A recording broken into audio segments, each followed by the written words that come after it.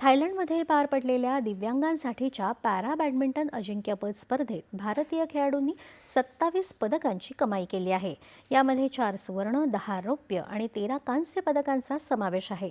पदक विजेत्यांमध्ये Paris Paralympic पदक विजेते क्रीडापटू नितेश कुमार, थुला सिमथी मुरुगेसन आणि मनीषा रामदास यांचा समावेश आहे. अँडरसन तेंडुलकर करंडकासाठी लीड्स इथं सुरू असलेल्या पहिल्या कसोटीच्या तिसऱ्या दिवशी भारतानं दुसऱ्या डावात 96 धावांची आघाडी घेतली आहे. पावसामुळे वेळ कमी केलेल्या या सामन्यात भारतानं काल दिवसअखेर 2 गडी गमावत 90 धावा केल्या. पहिल्या डावात शतकी खेळी करणारा सलामीवीर यशस्वी जयस्वाल अवघ्या 4 धावांवर बाद झाला. के. राहुल 47 तर कर्णधार शुभमन गिल 6 धावांवर खेळत आहे. त्याआधी इंग्लंडचा पहिला डाव 465 धावांवर संपुष्टात आला. जसप्रीत बुमराहनं 5